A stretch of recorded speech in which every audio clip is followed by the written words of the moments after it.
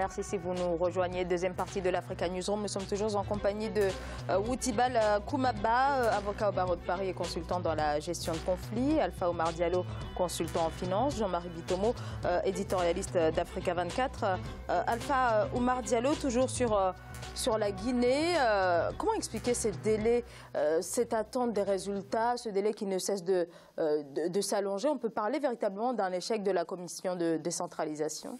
Un vrai échec de la CENI de pouvoir centraliser les résultats. Mais tout ça, moi je dis, c'est juste une volonté de la CENI d'influencer les résultats. Parce que le code électoral est clair. On dit, après le dépouillement, il faut afficher les résultats au bureau de vote.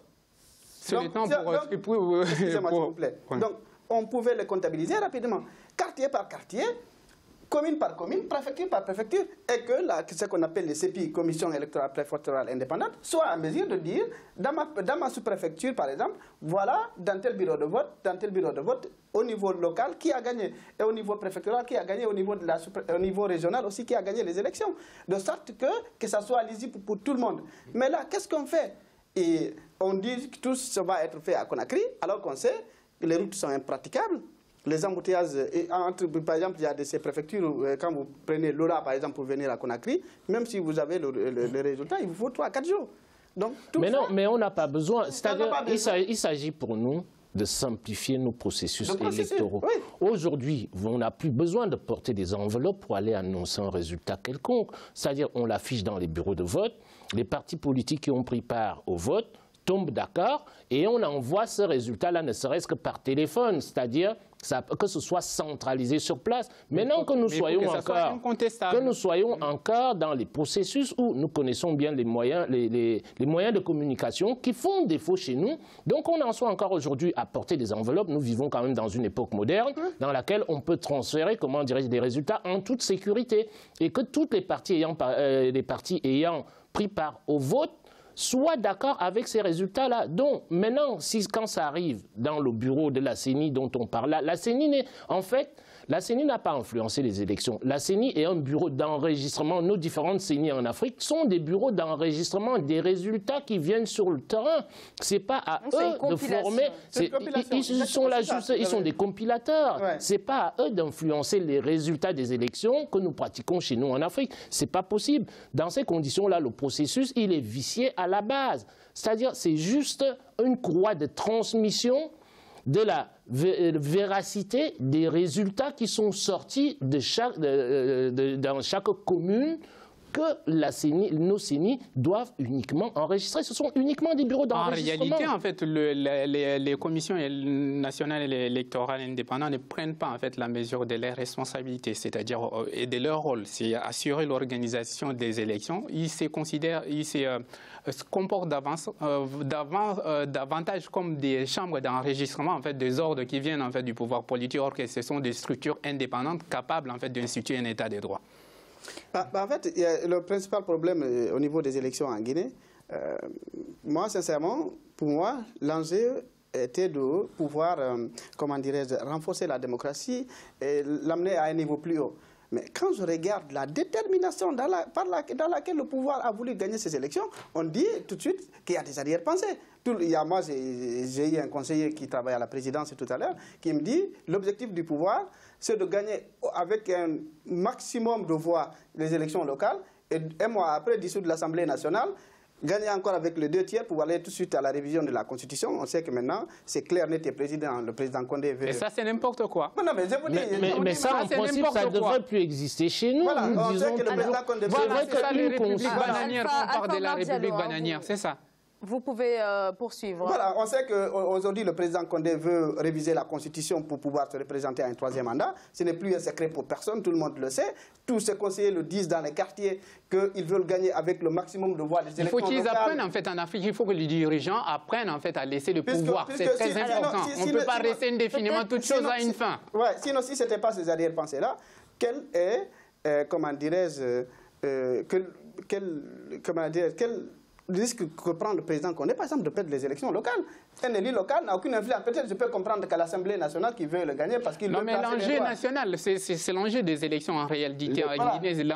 Bien que ça soit des élections qui sont locales, c'est un enjeu qui est national notamment en termes de conquête de pouvoir ultérieurement. Voilà, sinon, peut-être une dernière question, Outibal Koumaba, vous qui êtes consultant dans la gestion de conflits, quel impact ces cycles de violence ont finalement dans la crédibilité des différents scrutins et aussi dans l'ancrage démocratique? Oui, mais en fait, le cycle de violence crédibilise les élections. Ça montre réellement qu'il y a un problème au niveau en fait, du processus, en fait, des conditions du déroulement de l'organisation de ces élections.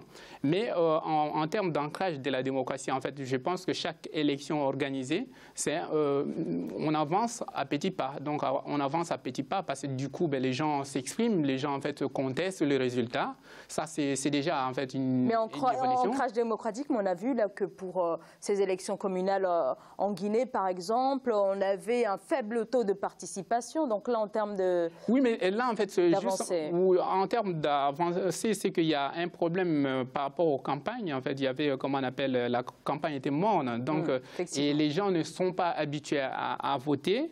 Donc, cette absence de culture démocratique fait que la population considère les élections comme quelque chose qui ne le concerne pas. En réalité, les élections devraient être, à travers les élections, la population doit désigner des personnes qui sont censées le représenter et qui sont censées, en fait, porter en fait une politique qui le concerne directement. Or qu'en Afrique, compte tenu du fait que les élections sont organisées, les élections communales en Guinée par exemple, je dis ça a pris plus de 13 ans avant d'organiser les élections. Donc les gens sont complètement déconnectés, ils ne comprennent même pas l'enjeu de ces élections.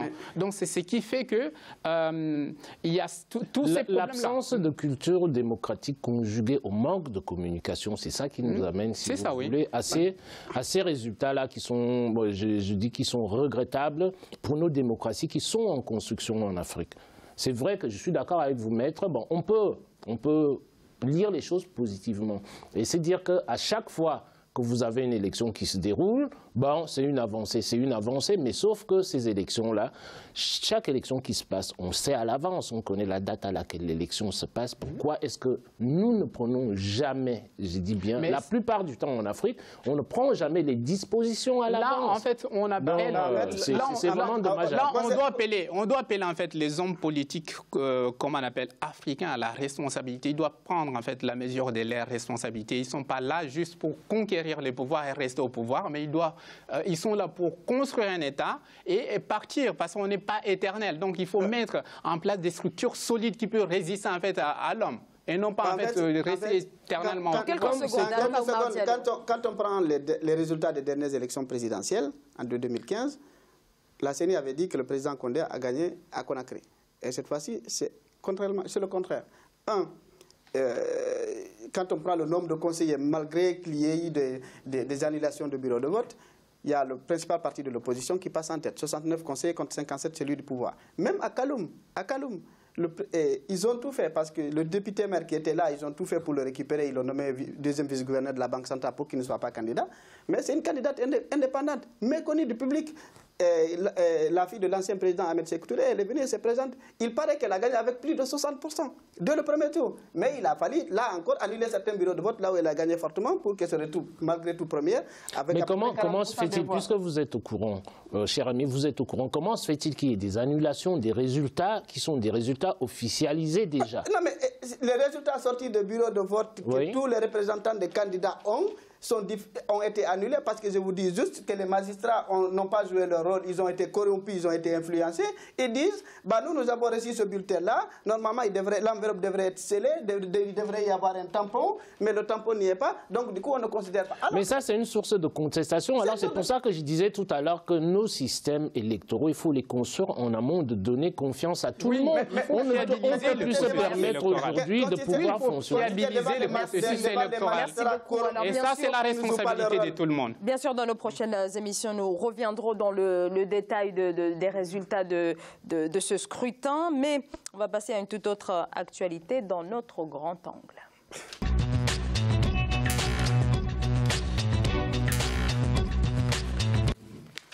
Le club Afrique Développement du groupe marocain Attijari Wafa Bank est officiellement lancé en Mauritanie. Cette mise en route a été faite ce mardi lors d'un forum qui s'est tenu à Nouakchott. Cette nouvelle antenne du CAD est la 8e du genre à l'échelle continentale et la Mauritanie va donc pouvoir bénéficier à présent de l'expertise de cette plateforme spécialisée dans la mise en relation des opérateurs économiques internationaux. Reportage Mokhtar Bari, Ibrahima Djoumaba.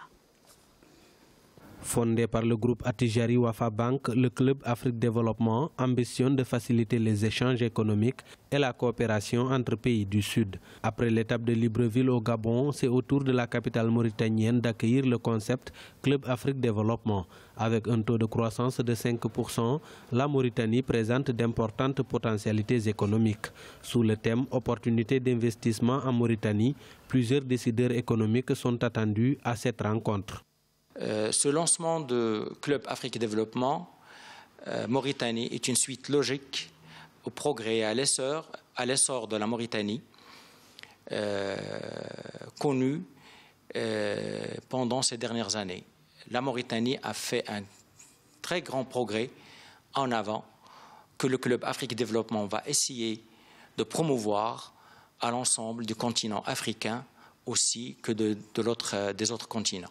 D'éminentes personnalités discuteront autour des opportunités d'investissement en Mauritanie sur la banque de projets mauritaniens et la zone franche de Nouadhibou. Le Club Afrique Développement s'inscrit dans une démarche de croissance solidaire par la stimulation des projets de développement économique.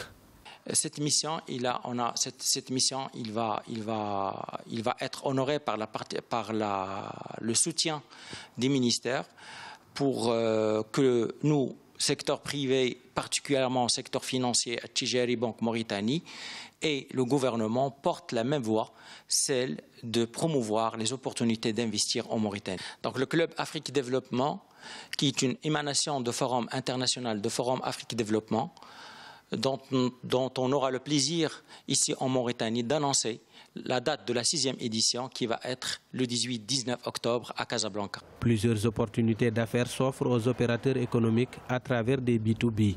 Premier événement du groupe Attijari Wafa Bank en Mauritanie, il s'inscrit dans le cadre d'un vaste programme incluant le Sénégal, la Côte d'Ivoire, la Tunisie, le Cameroun, le Gabon et la République du Congo. L'enjeu est donc de faire connaître les opportunités d'investissement en Mauritanie, des opportunités dans la transformation des produits de la mer, mais aussi dans l'agro-business. Jean-Marie, de nombreux domaines, mais est-ce que le climat des affaires en Mauritanie s'y prête véritablement? Est-ce qu'il est propice? Au départ, on ne peut pas préjuger, si vous voulez. Le Maroc s'est lancé dans la diplomatie économique en Afrique et moi je loue toujours, si vous voulez, ce type d'action-là on parle souvent, si vous voulez, en économie de la notion de coopération sud-sud. C'est une très très bonne chose. La diplomatie économique marocaine est une diplomatie qui est efficace. Ce qui permet de créer des synergies entre les investisseurs potentiels qui sont capables de venir investir en mettant un éclairage sur les secteurs économiques. C'est-à-dire les secteurs économiques qui sont porteurs en Mauritanie. Donc, ce club d'investissement-là, ce club qui vise au développement, a un avantage énorme, c'est que depuis des années, comme je le disais tout à l'heure, le Maroc, vous voyez, il y a des coopérations pratiquement avec tous les pays africains aujourd'hui. Et je parle toujours de proximité culturelle, ici, là, quand je parle de la proximité psychologique. Quand vous avez des investisseurs, quand vous avez une banque comme une banque marocaine, la banque marocaine est beaucoup plus, c'est-à-dire impliquée, elle connaît beaucoup plus les problématiques des économies africaines comparées aux banques occidentales en tant que telles. Donc, la distance psychologique, culturelle, économique est moindre parce que les pays ont les mêmes enjeux. Donc, à partir de là, on peut mettre en place des synergies qui sont beaucoup plus efficaces. Alors que quand vous avez des investisseurs extérieurs qui viennent, je n'ai rien contre, si vous voulez, les banques occidentales, quand elles arrivent, qu'est-ce qui se passe chez nous en Afrique? Nos économies ont des enjeux qui sont complètement différents par rapport aux enjeux des économies occidentales en tant que telles. Donc les stratégies financières qui peuvent être mises en place en termes de développement pour aider les pays africains prennent très peu en compte, si vous voulez, la nécessité de s'adapter au contexte local. Donc quand vous avez des actions comme celles-ci qui sont mises en place, je me dis tout simplement, on va regarder les secteurs. Mais dans ces secteurs-là, il s'agit de construire maintenant, c'est-à-dire un tissu économique fort. Pour le construire dans nos États, ce ne sont pas seulement les grandes usines, les multinationales et tout ce qui s'ensuit. Il faudrait qu'on s'intéresse aussi aux jeunes qui ont envie de créer en tant que tels et mettre en place pour eux des dispositifs. C'est bien l'action que mène Attijari Wafa depuis quelques années, mais il faudrait, de mon point de vue, c'est-à-dire descendre à un niveau beaucoup plus analytique et regarder comment est-ce qu'on fait une fois que les investisseurs viennent, qu'on ne regarde pas uniquement les grosses structures. J'ai dit souvent sur ce plateau, regardez ici là en France, la première entreprise de France, c'est quoi? C'est l'artisanat. Alpha Oumar Diallo et ensuite Outibal Koumaba. Bon, moi, je vais abonder dans le même sens que monsieur. Je trouve que c'est une très bonne idée qu'il y ait une forte interaction, une grande synergie entre les pays africains et que des pays africains, les Africains même essayent de monter des projets qui sont en phase avec leur vision du développement et qu'ils essayent et que leurs États les aident à trouver des financements. Notamment, je pense que via l'intermédiaire de l'État mauritanien, Attijari Wafa Bank. Mais qu'en est-il du climat des affaires en Mauritanie? On sait que le pays a gagné 16 points dans le classement de la Banque mondiale, mais est-ce que c'est suffisant?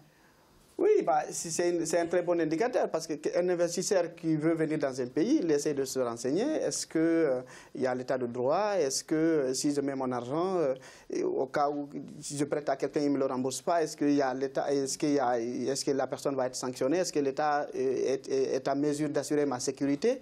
Est-ce que quand il y a des élections, il ne va pas y avoir de mouvement de sorte que moi je perde tout ce que j'ai investi?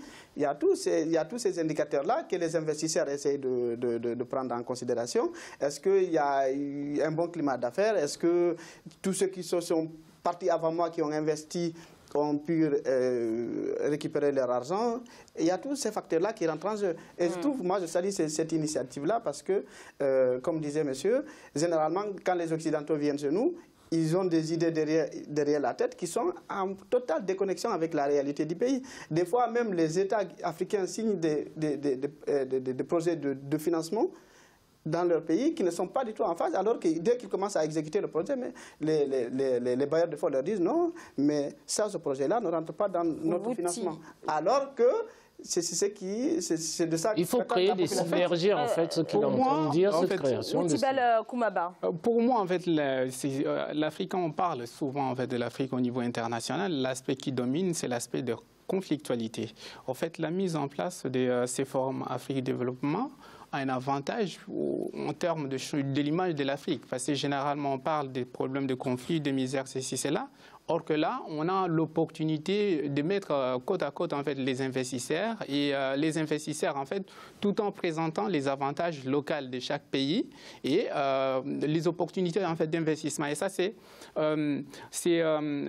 comment on appelle, c'est très important en termes d'investissement et de l'adaptabilité en fait, de l'investissement aux besoins locaux en fait, de chaque pays qui est concerné. Et surtout, ça permet, comme l'a souligné en fait, mon aîné là, la synergie entre les investisseurs, le pays et les opportunités du pays. Donc ça, c'est une bonne chose. Merci beaucoup. En termes d'image que ça véhicule de l'Afrique. Merci beaucoup. Vous restez tous les trois sur ce plateau. On va marquer une courte pause. À tout de suite.